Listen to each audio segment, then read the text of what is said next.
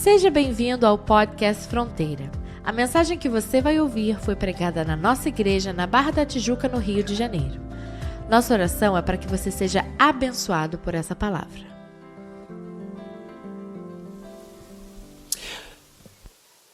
No período histórico de Israel, do ano 605 aproximadamente a 597 antes de Cristo, aquele povo, principalmente, é claro, o reino de Judá, porque o reino do norte, o reino de Israel, nessa ocasião já nem existia, mas viveu um tempo de muita corrupção, um tempo de muita idolatria, um tempo de muita intolerância à santidade, de muito descompromisso com Deus, de se voltarem com rebeldia para outros deuses. Um profeta que viveu naquela época e que nós conhecemos bastante pelo nome, Abacuque, veio à presença de Deus clamar pela misericórdia de Deus, porque ele estava totalmente indignado com aquela rebeldia do povo e angustiado pelas consequências que poderiam advir daquele distanciamento da obediência à palavra de Deus. O panorama social daquela ocasião, permitam-me a analogia, era bem parecido com o que nós vivemos hoje, não só no Brasil, como em outras nações do mundo. O homem centralizando a si próprio como razão de todas as coisas, o homem vilipendiando a palavra de Deus, desprezando a soberania do Senhor, vivendo para a satisfação dos seus próprios prazeres, estabelecendo os seus próprios conceitos morais que vão de conflito direto com a palavra de Deus, numa tentativa sempre presente de confrontar Deus. Abacuque, como um profeta do Senhor, ele clamou a Deus. Abacuque 1:2 diz assim: até quando, Senhor, clamarei por socorro, sem que tu ouças? Até quando gritarei a ti violência, sem que tragas salvação? Em determinado momento, o clamor de Abacuque parecia que não era respondido, como se Deus estivesse tão somente ouvindo sem agir para que pudesse corrigir aquela nação e trazer aquele povo de volta aos seus caminhos. A resposta que Deus deu não foi muito animadora. Deus deu ao profeta uma sentença de juízo sobre aquela nação. Toda desobediência tem uma sentença de juízo, não por castigo, mas pelas próprias consequências advindas da desobediência. Em Abacuque 1:6 está escrito assim: estou trazendo os babilônios, nação cruel, impetuosa, que marcha por toda a extensão da terra, para apoderar-se de moradias que não lhe pertencem. Deus havia falado com Abacuque algo que só se cumpriria cerca de mais de uma década depois, que os babilônios viriam e se apossariam das moradias daquele povo que era rebelde. Presta atenção, queridos. Não há como clamarmos pela proteção de Deus se nós estamos rebeldes àquilo que Deus determina para mim e para você. Não há como nós pedirmos ao Senhor misericórdia sem que nós mesmos tenhamos gerado em nós o desejo de estarmos vivenciando a plenitude dessa misericórdia de Deus. E assim aconteceu. No ano 586, o templo foi destruído, eles foram levados cativos para a Babilônia. Todo mundo conhece a história das 7 décadas, dos 70 anos do cativeiro babilônico, mas a misericórdia de Deus foi tamanha que durante o cativeiro babilônico, Deus levantou Daniel, Deus levantou Esdras, Deus levantou Zorobabel, levantou a Neemias, e ao término daquele período de cativeiro, uma nova nação se voltando para Deus estava em busca de verdadeiramente cumprir aquilo que Deus havia determinado. Um período de desobediência, um período catastrófico que trouxe dor, que trouxe sofrimento, o clamor angustiado de um profeta pela misericórdia de Deus e pela correção de Deus sobre aquela nação, um período longe da terra tão amada, vividos na Babilônia, um povo caldeu, como a profecia estabelecia, e que trouxe também, a despeito da condição deles estarem ali cativos, muitos deles reconstruíram a sua vida na Babilônia e se apegaram de tal forma àquela terra que sequer voltaram depois para o reino de Judá. Mas houve ali então a possibilidade, depois de um arrependimento, deles viverem um avivamento. E aí nós conhecemos o versículo de Abacuque, que é o versículo tema do nosso ano de 2025. Abacuque 3:2, que diz assim: ouvi, Senhor, a tua palavra e temi. Aviva, ó Senhor, a tua obra no meio dos anos. No meio dos anos, a notifica. Na ira, lembra-te da misericórdia. Essa aqui é a versão da Almeida Revista e Corrigida.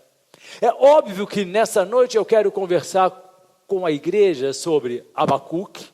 Quero conversar com a igreja sobre a obra de Deus, sobre a própria igreja, e quero conversar sobre avivamento.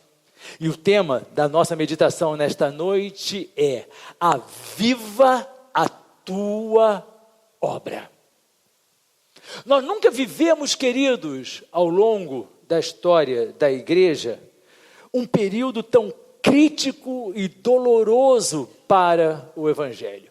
O evangelho sempre foi perseguido ao longo dos milênios. A história evoluiu e a perseguição à igreja sempre se fez presente, mas nós estamos vivendo uma época não só de perseguição, uma perseguição audaciosa, uma perseguição de destruição, mas também o próprio desmantelamento do evangelho que nós pregamos, que nós seguimos e que serve de bússola para nossa vida. Nós nunca tivemos um período de tantas falsas igrejas, tantos falsos profetas, tantos homens se intitulando pastores e sendo veículos de escândalo moral.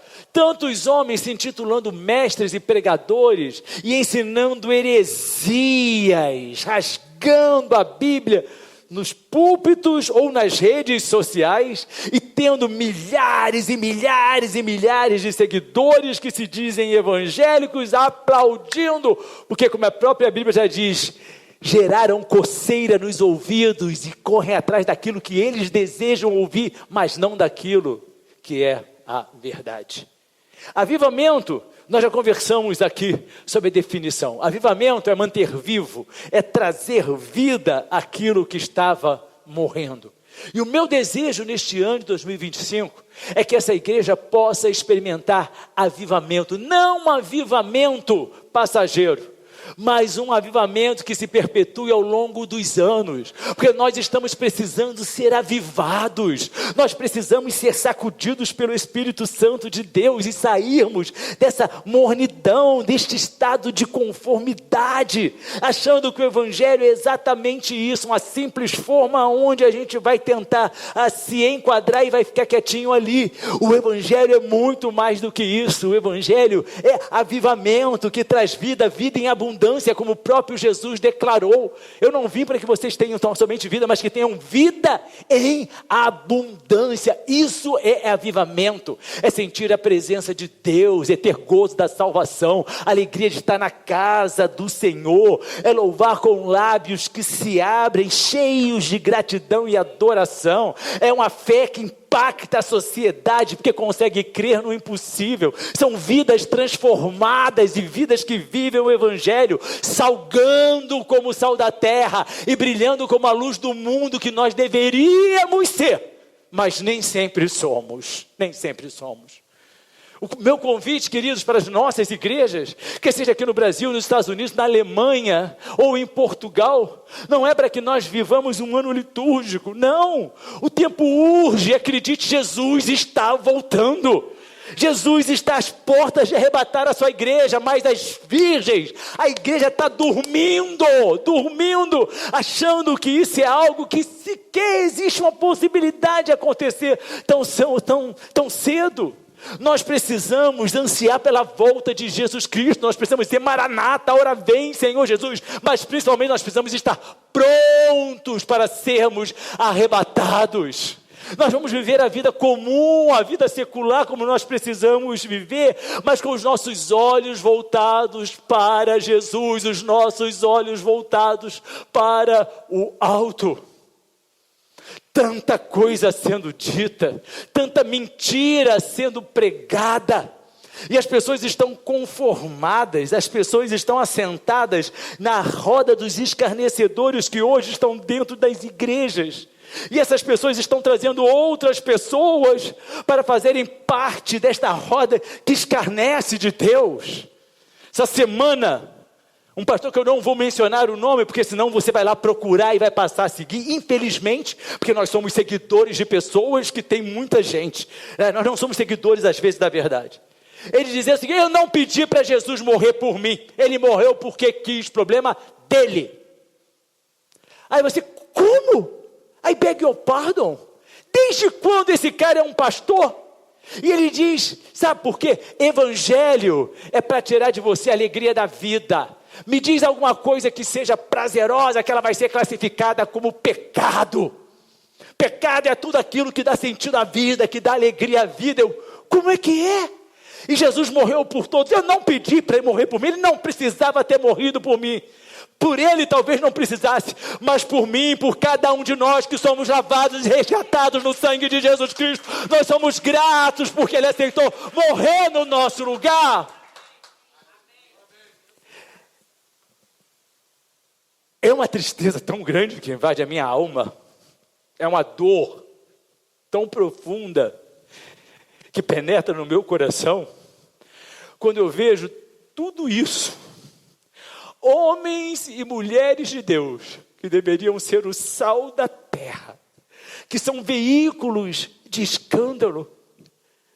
Queridos, é uma denominação atrás da outra, é um escândalo atrás do outro. E aí você vê que tempo é esse que nós estamos vivendo? Tempo de nós nos voltarmos para Deus, de nós buscarmos um avivamento da nossa fé, de nós vivermos na plenitude da unção do Espírito Santo, de nós nos agarrarmos na verdade do Evangelho, de nós estarmos firmes aos pés da cruz, de nós pedirmos: Senhor, nos dá graça, Senhor, nos fortalece, Senhor, me ensina a ser como o Senhor quer que eu seja. Tempo de nós decidirmos, tempo de escolha. Não há mais tempo, acredite, queridos, para nós sermos tão somente homens e mulheres comuns, porque nós não somos, nós somos diferentes, sim. Eu e você vamos comprar só preço de sangue, a nossa carta de dívida foi paga, nós fomos resgatados, nós somos chamados de filhos de Deus, e nos espera a eternidade com o Senhor, mas isso exige posicionamento. Isso exige determinação. Aqueles que dormem na mornidez de uma fé não verão ao Senhor. Nós somos chamados para sermos uma igreja avivada. E preste atenção, igreja avivada, queridas, não é uma igreja que diz assim: o culto de avivamento. Avivamento não se produz. Avivamento não é vou fazer um evento que vai ser um avivamento. Avivamento a gente não produz. Venha para toda quarta-feira o culto do avivamento, o culto do derramamento do poder de Deus. Venha para sexta-feira o culto da libertação. Venha para quinta-feira o culto de cura divina. E aí eu pergunto, o que é isso? Nós estamos na casa do Senhor. Esse lugar aqui é santo. Este lugar aqui não é outro lugar senão a casa do Senhor, casa de oração. E aqui acontece libertação, aqui acontece cura divina, aqui acontece derramado do Espírito Santo, porque este local é local de avivamento, avivamento pleno, para que nós mergulhemos na presença do Senhor. Seria muito bom se nós nos olhássemos no espelho e disséssemos: chega de nós sermos tão somente crentes litúrgicos, frios, que somos seguidores de uma metodologia, nós somos seguidores de Jesus Cristo. Aí os homens se perdem em embates filosóficos, um querendo mostrar que é mais inteligente do que o outro, pior, um querendo mostrar mais símbolo de status do que o outro. Que vergonha para a igreja, que vergonha. Nós que somos veículos da palavra de Deus, nós que fomos chamados para irmos pelo mundo e fazermos discípulos em todas as nações, batizando em nome do Pai, do Filho e do Espírito Santo. E aí nós viramos notícia, porque nós ostentamos com coisas que não têm o menor sentido de existir, com coisas que são vazias. Você quer ostentar? Ostente a glória de Deus na sua vida, ostente a riqueza do Espírito Santo derramado sobre você. Essa semana eu vivenciei um fato muito triste.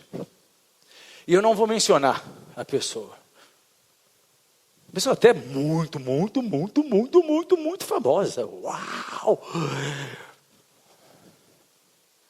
E aí, a gente chega na academia do nosso prédio, que é também do Rafael e do Walter.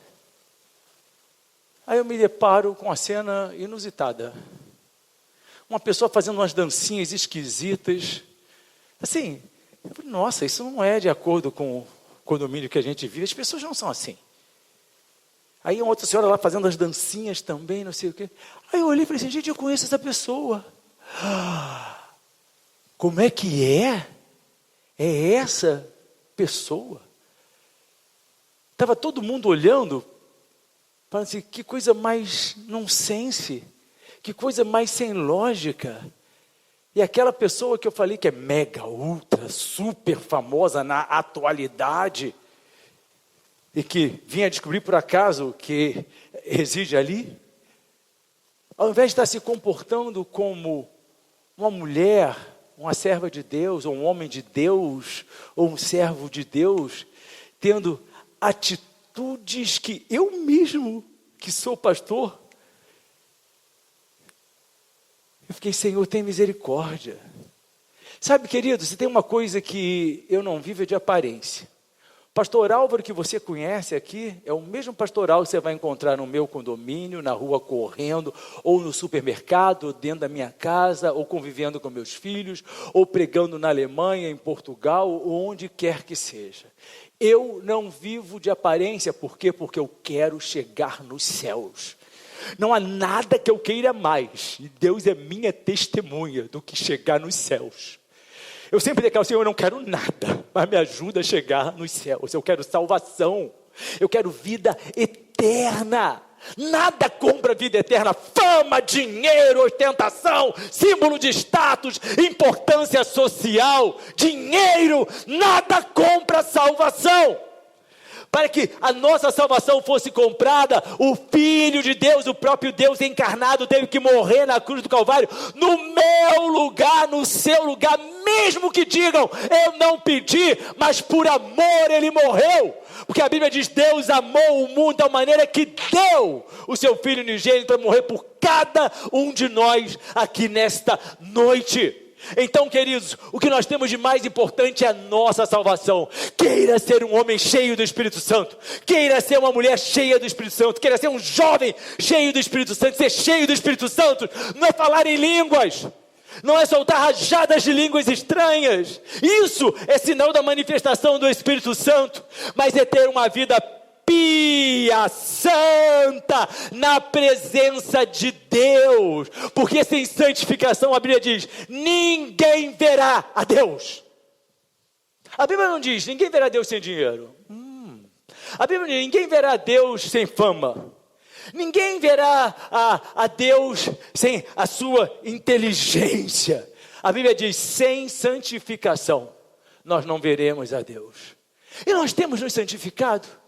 O que é que nós temos feito para nos santificarmos? O nosso comportamento de hoje é diferente do de ontem. O nosso pensamento é diferente do que nós pensávamos antes.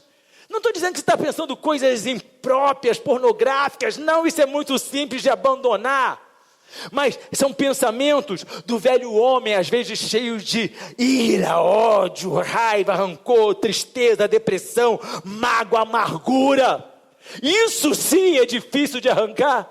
Isso sim, só pelo agir do Espírito Santo de Deus, quando nós frutificamos, quando nós somos avivados pelo agir do poder de Deus. Eu quero ser avivado, eu quero ser aquela brasa que você olha e ela está ali, incandescente. Eu não quero ser aquela brasa que um dia foi incandescente, agora está como uma cinza fria, quase que carvão.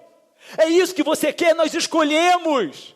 É o que Abacuque pediu, Senhor, aviva a tua obra. E é o que eu clamo, Senhor, aviva a tua igreja. Traz poder do Espírito Santo sobre a tua igreja. Eu quero ver o agir do Espírito Santo transformando nossas vidas. Eu não quero o agir do Espírito Santo para fazer adivinhações. Eu não quero agir do Espírito Santo para que haja um show de coisas acontecendo aqui, pessoas se revirando. Eu não quero isso. Eu quero na serenidade da paz que só Deus pode conceder, nós vivermos momentos inesquecíveis de alegria, imersos na presença do Senhor, sendo transformados dia após dia.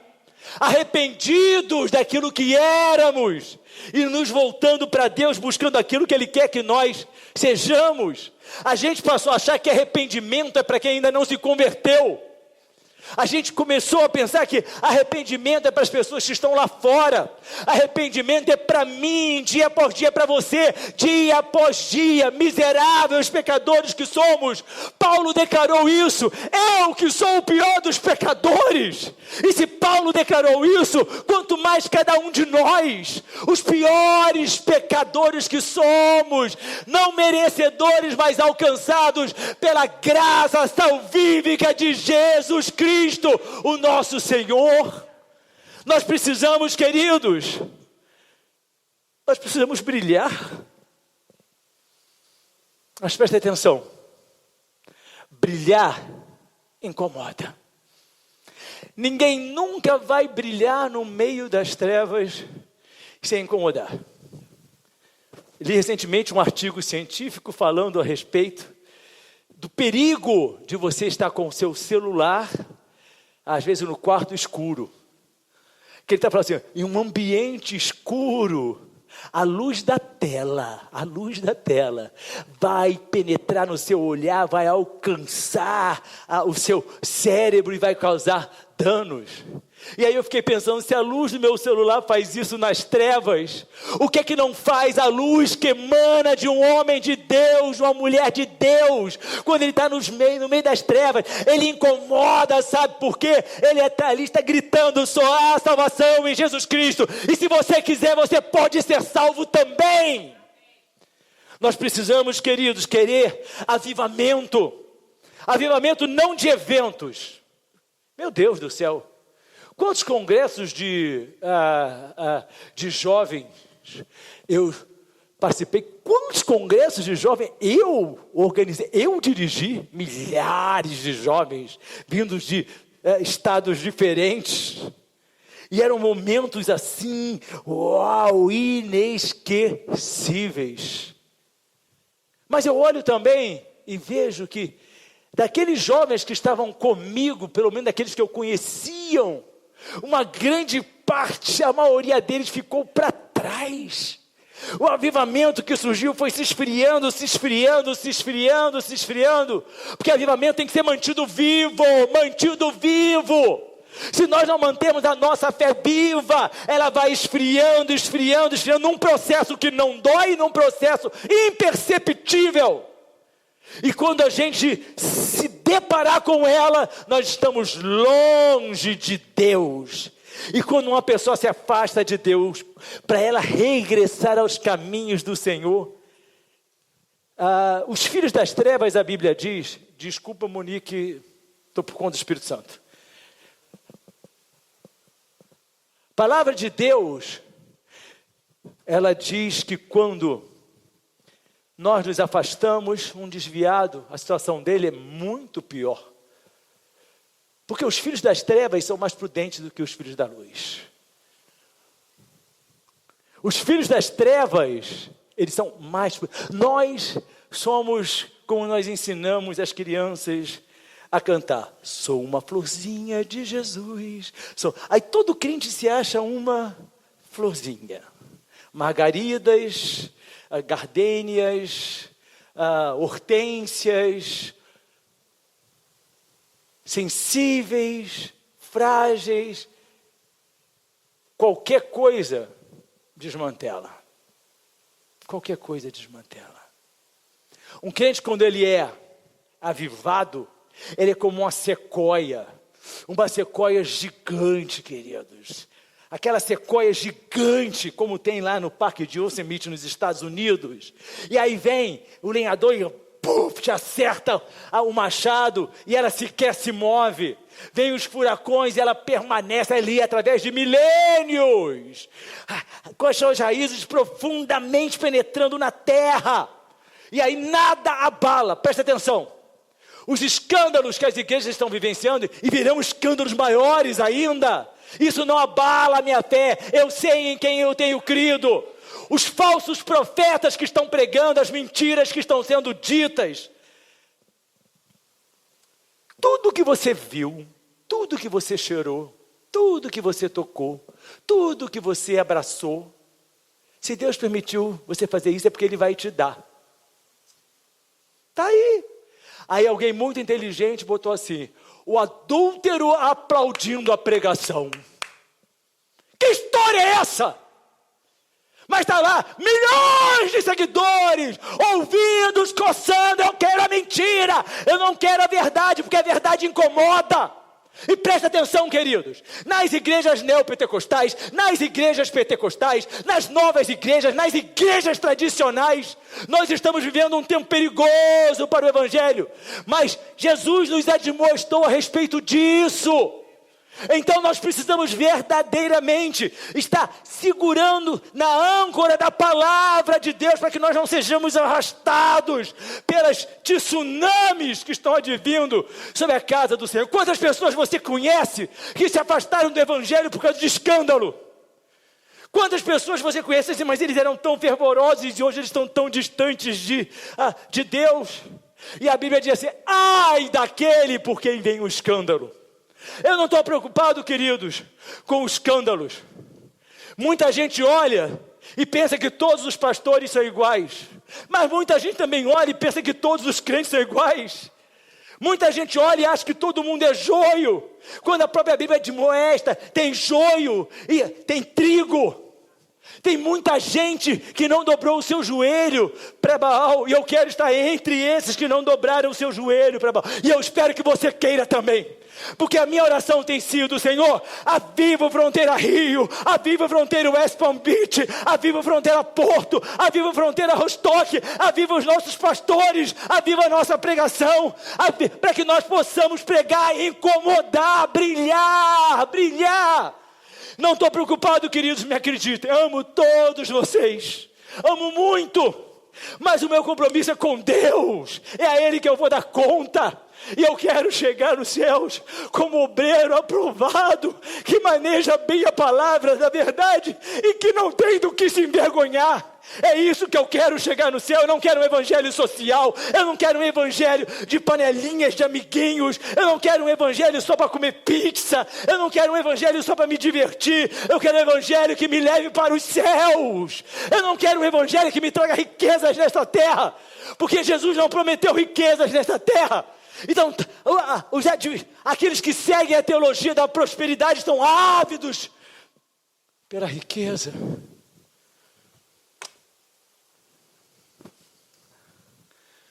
Eu conheço, ao longo de décadas de evangelho, a maioria de todos esses pastores que você pode dizer que são famosos. Todos. Muitos eu conheci quando eu ainda era adolescente, outros quando eu era solteiro, outros casados. Sei a origem, sei o histórico. E aí eu olho e penso assim, e sou grato a Deus, Senhor, não quero ser que nenhum deles. Você quer ser igual a quem? Eu quero ser igual a Jesus. Você quer ser imitador de quem? Imitador de Jesus. Eu não quero absolutamente nada, mais nada. Uma vez uma pessoa virou para mim, por que você não dá uma incrementação na sua rede social? Por que você não coloca isso e aquilo, que vai projetar o seu nome? Queridos, eu não quero que meu nome seja projetado. Está em Isaías, eu quero aquilo que Isaías escreveu. Eu quero que o nome que seja famoso seja o nome de Jesus Cristo, porque eu sou somente homem, eu vou morrer. Jesus Cristo, meu Salvador, Ele morreu, Ele ressuscitou e está vivo para todo sempre. O nome maior tem que ser o nome de Jesus. Nessa igreja, o maior nome é o nome de Jesus Cristo. Durante alguns anos, principalmente lá no Sheraton, quem está na igreja, quantos artistas frequentavam a igreja? Artistas, celebridades, semi-celebridades, famosos ou aqueles que estavam buscando a fama. E uma senhora muito famosa internacionalmente, alguns de vocês tiveram a oportunidade de conviver. Pastor, tira uma foto comigo e eu vou botar nas revistas que eu estou vindo aqui na sua igreja. E aí, o seu nome vai bombar. E aí essa igreja vai encher, porque eu sou famosa. Eu tenho condições de lançar o nome desta igreja aos píncaros da fama.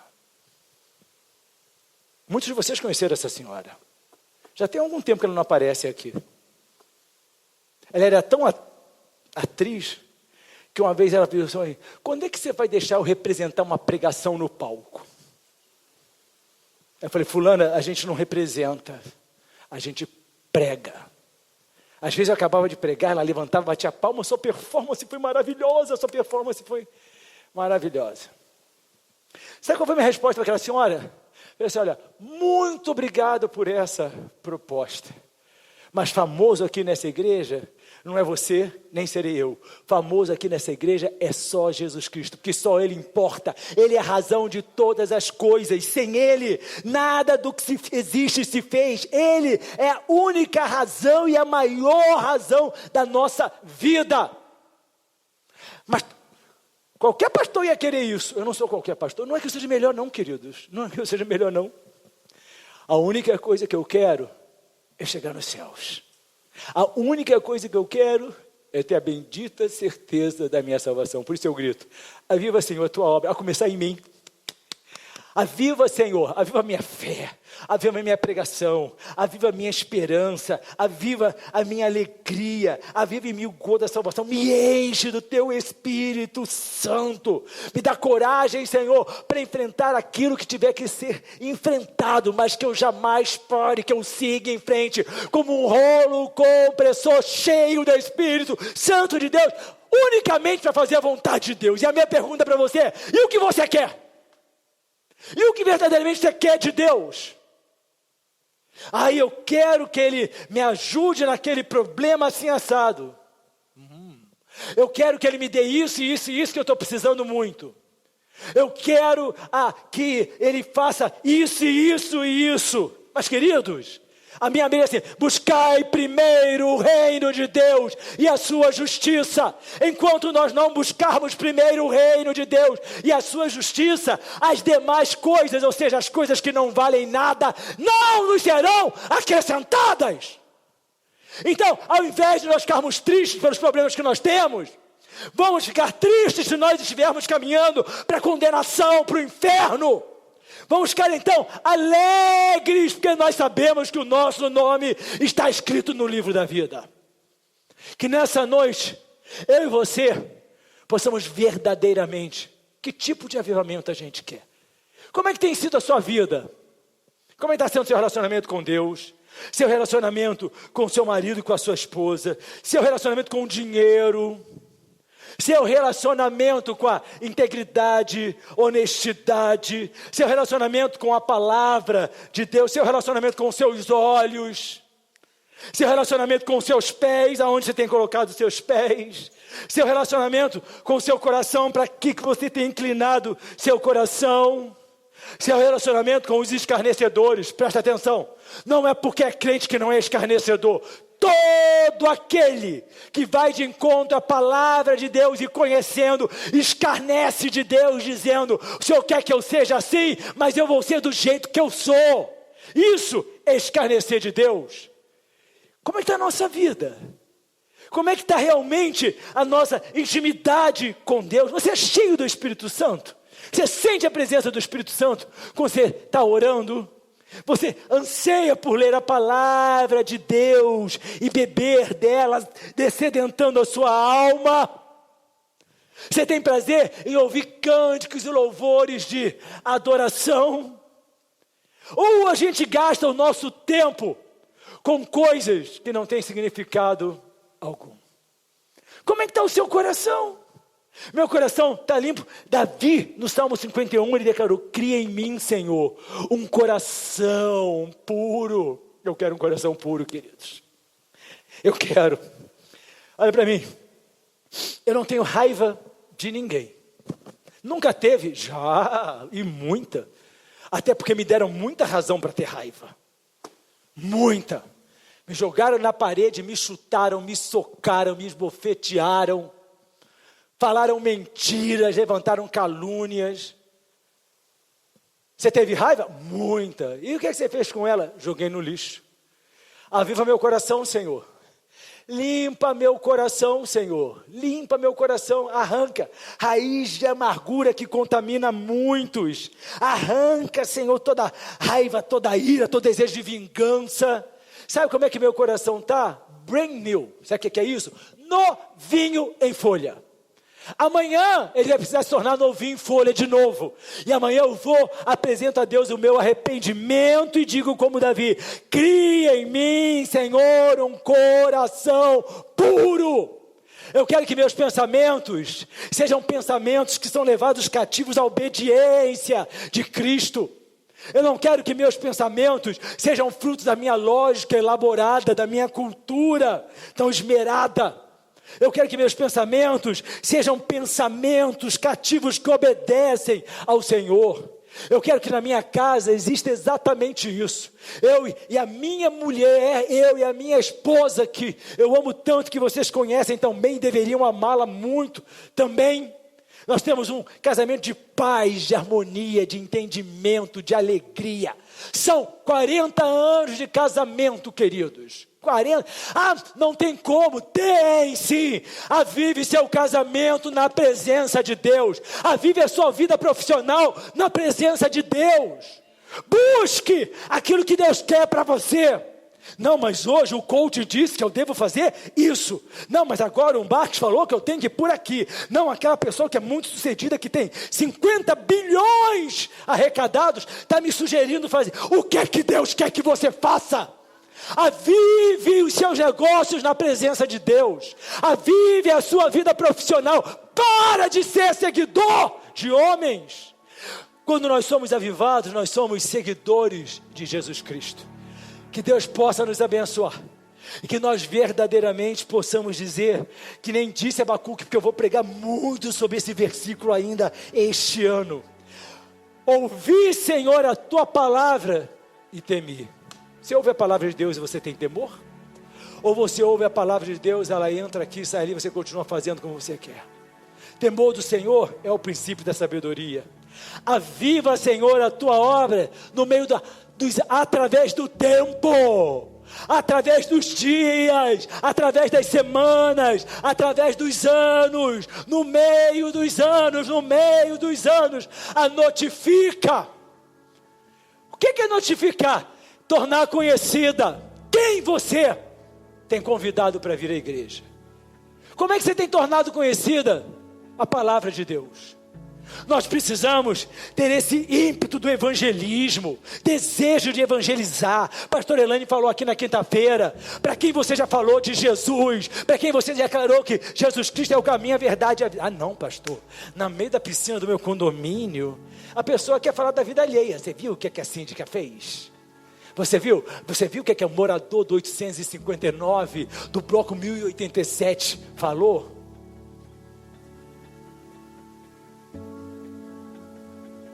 Sabe qual é o perigo? Às vezes a gente abrir a boca e falar que é crente, a pessoa fala, você é crente? Quem diria? Notificar a obra do Senhor. Você fala para os seus pacientes, queridos, eu gosto muito quando eu ouço a Andréia. Doutor André fala assim, pastor, teve aqui, cuidei e falei assim, vai para a igreja. Falei de Jesus, a pessoa precisa de Jesus. Aí a pessoa veio e some. Eu falei, não tem problema, continua falando, Andréia. Continua notificando, continua fazendo a obra de Deus sendo conhecida. Igreja avivada, igreja que evangeliza. Evangelize seus colegas, evangelize a sua família. Resgate a sua família do inferno. Que tristeza você pensar, meu pai foi para o inferno. Que tristeza você pensar que a sua mãe e o seu irmão estão indo para o inferno, porque você está calado, porque você não está fazendo absolutamente nada. A gente precisa notificar a obra do Senhor, porque na ira dele, ele vai lembrar-se da misericórdia e vai ter misericórdia de cada um de nós.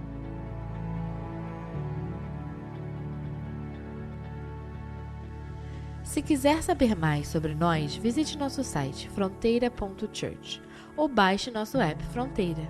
Que Deus te abençoe.